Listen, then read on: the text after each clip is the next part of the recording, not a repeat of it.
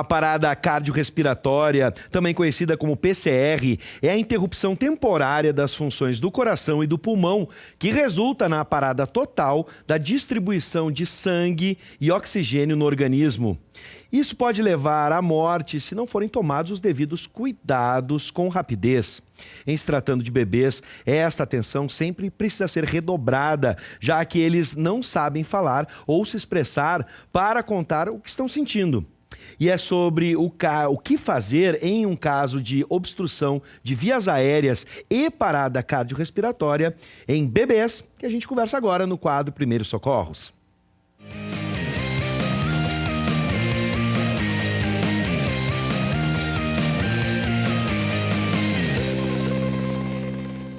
Estão com a gente o socorrista Paulo Viana e o enfermeiro especialista em pediatria, Leandro Matheus, que vão nos ajudar a tirar as nossas dúvidas sobre este assunto. Você pode mandar sugestões de temas para o nosso WhatsApp, 99588-2374, sugestões de temas aqui para o quadro Primeiros Socorros. Bom, mais uma vez sejam bem-vindos. Bom, na semana passada a gente falou sobre parada cardiorrespiratória com crianças. Hoje nós vamos focar situações com bebês e para isso a gente já tem até aqui, vou pedir para mostrar, né, um bebê que vai simular então, né, esse boneco que vai simular o que a gente deve fazer com o bebê, que é algo extremamente delicado. Eu fico imaginando uma situação delicada. Quais são os sintomas de que um bebê está com as vias aéreas obstruídas? Quais, por exemplo, nesse caso, alimentos, bebidas, ou até mesmo brinquedos que costumam dar um engasgo neles? Como é que a gente pode identificar? Porque com o ser humano parece que... com o adulto parece ser mais fácil. Ele, né, vai se tossir, vai demonstrar. Mas com a criança, às vezes, pode correr o risco de ser algo silencioso, Paulo Viana? Com criança é um pouco mais complexo, né, de os pais, enfim, identificar se essa criança está, né, engasgada ou até mesmo em parada cardiorrespiratória. Então, a gente sempre salienta, né, Bives, o importante sempre é os pais manterem a calma, né, antes de realizar ou fazer qualquer tipo de procedimento. Então, manter a calma, isso aí é muito importante, né? Sinais, então, de que um bebê, né, que a gente hoje vai falar de bebês, então, né, de 0 a 1 ano, né, a 12 meses, o bebê, então, vai tentar chorar, né, ou tossir, ele não vai conseguir. Os pais, então, vão perceber que a criança vai começar a ficar roxo, né, cianose ali labial, nos dedos, né, nas extremidades. Então, esses são os sinais básicos ali, então, de que um bebê possa estar engasgado, né, ou em parada cardiorrespiratória. A ausência, então, de movimentos respiratórios, a ausência de pulso, né? Claro, né, que hoje o nosso convidado, então, que é enfermeiro especialista, né, em pediatria, vai nos esclarecer, então, melhor, né, o assunto de hoje. Bom, a gente vai dividindo as partes, Leandro, mas primeiro, a minha suspeita, eu sou leigo duplamente, né, porque não tenho conhecimento de vocês e não sou pai, né? Então, eu fico imaginando se no caso da criança, isso é mais silencioso, é mais difícil da gente conseguir identificar que está acontecendo um engasgo, por exemplo. Não, primeiramente, boa noite, né? Além do que o Paulo já falou, né, foi bem dito, a criança, na verdade, ela apresenta sinais realmente um pouco mais silenciosos, assim, na hora do engasgo, da obstrução de via aérea, para um pai, principalmente leigo, né? O que a gente deve ter cuidado, agora a gente vai falar de obstrução de vias aéreas, é com a prevenção, né? Primeiro, a gente tem que pensar em prevenção. Então, assim, sempre que um bebê, né, mamar ou se alimentar, ele não pode ser imediatamente colocado em posição dorsal, deitado, com cabeceira baixa, né? Isso já é um gatilho, né, para possivelmente ele regurgitar o alimento e ocorrer ali a aspiração de um conteúdo, de um corpo estranho para a via aérea dele. Ele tendo aspirado um corpo estranho, né, um alimento, e isso causando uma obstrução da entrada de ar para os campos pulmonares, sim, ele vai ter manifestações clínicas, né? Ele vai tentar tossir, como o Paulo disse, ele vai tentar chorar num bebê um pouquinho maior, não vai conseguir, porque o ar não vai encontrar saída, né? Ele vai ficar hipotônico, né? Ele vai ter uma perda do tono muscular, tu vai encontrar ele mais molinho, né? Apresenta essa cor, então, arroxeada na boca, né, uma palidez no corpo, Sim. né, justamente pela falta de hemoglobina, pela falta do movimento ventilatório. A obstrução de via aérea ela pode ser leve, aquela que o bebê consegue, a criança, o bebê consegue sozinho, né, fazer essa desobstrução pela tosse, né, ou uma obstrução mais grave, que daí ela vai precisar de manobras de um socorrista, Sim. né, para liberar a via aérea desse bebê. Bom, identificada essa situação, o que a gente pode fazer para desengasgar essa criança? Então, assim, num primeiro momento, identificada a obstrução de vias aéreas, Vou pedir para o Paulo ajudar eu vou aqui, pedir por para o Paulo. gentileza. Paulo, por favor.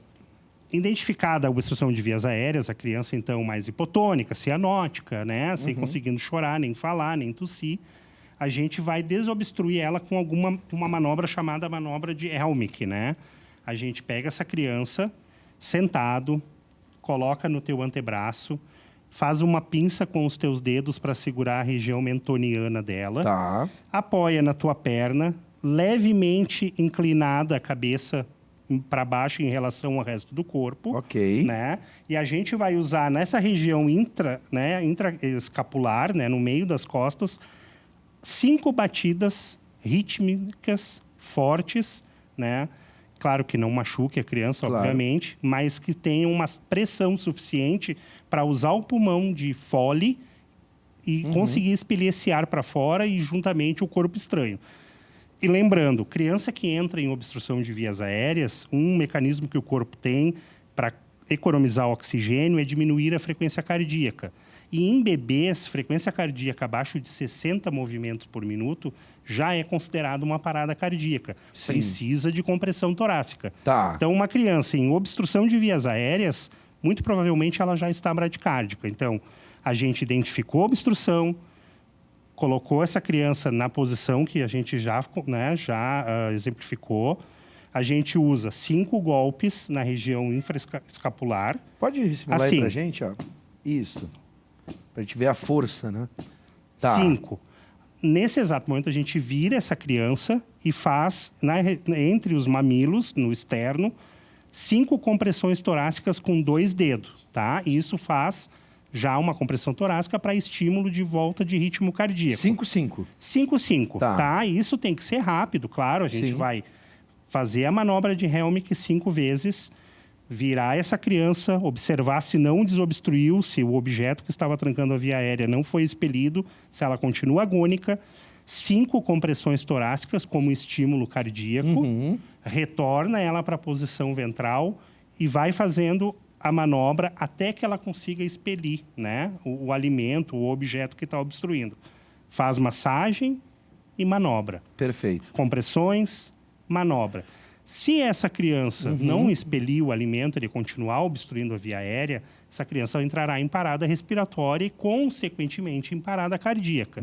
Então, a gente daí passa por uma próxima etapa, que é atender a parada cardiorrespiratória, Sim. né? Não mais a desobstrução apenas da via aérea. né? Perfeito.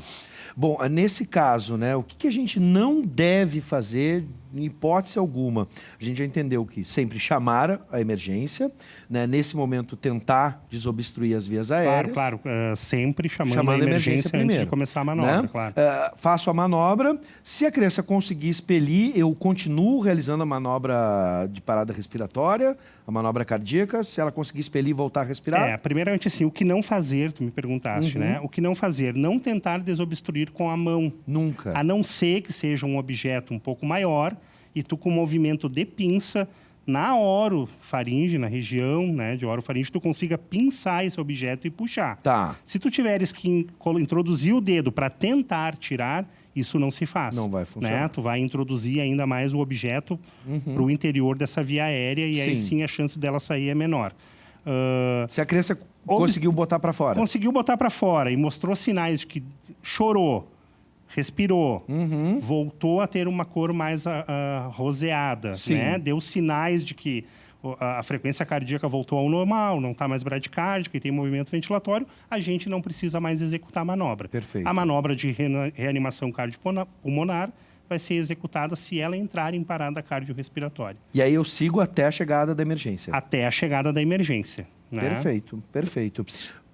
Mais alguma coisa a acrescentar, Leandro, nesse caso? Eu vi que tu realizaste uma manobra na coxa. A manobra pode também ser realizada a manobra cardiorrespiratória nesse movimento de virar e não o bebê? Sim, se essa criança entrar em parada cardiorrespiratória, a gente não conseguir fazer com que ela expulse esse objeto da via aérea, Sim. a gente tem que mudar a nossa conduta, né? Tá. A gente tem que passar essa criança para uma superfície rígida, Tá. né? O chão de preferência, e aí iniciar manobras de reanimação cardíaca, que seriam Sim. as compressões torácicas, que no bebê pequeno pode ser feito até no teu numa superfície rígida, né? Com os dedos sobre o externo. Ah, sim, perfeito. Mas o ideal seria que a gente deitasse ela no chão. E tu usaste só 2 dedos. Dois dedos, Sim. né? Assim como na compressão torácica da criança e do adulto, a gente deita ela em uma superfície rígida, localiza o final, entre a região, entre os mamilos, no final do osso externo. A gente comprime com 2 dedos nos bebês até 2 meses, 3 meses, 4, né? Tá. E nos bebês de 4 a 6 meses, até 1 ano, a gente também pode usar a região hipotenar da mão, claro, com menos pressão. Com menos pressão, né? obviamente. Bom, eu quero agradecer a presença, né, sempre do Paulo Viana, que conduz o quadro Primeiros Socorros, e hoje, mais do que nunca, mais uma vez atendeu o nosso convite, o convite do Paulo. Obrigado, Leandro. Seja sempre bem-vindo e que a gente possa se encontrar outras vezes para trazer informações que salvam vidas.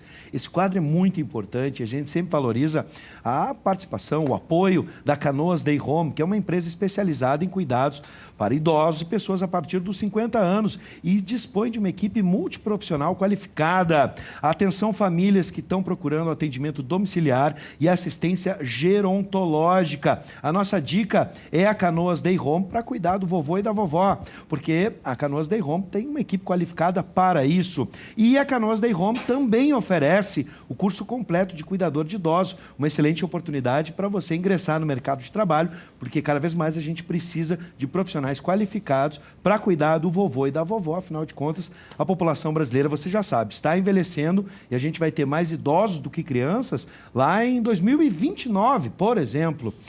A Canoas Day Home Soluções Gerontológicas de Saúde fica na Rua Tiradentes, 130. Rua Tiradentes, 130, sala 106, bem no centro de Canoas. É muito fácil chegar lá.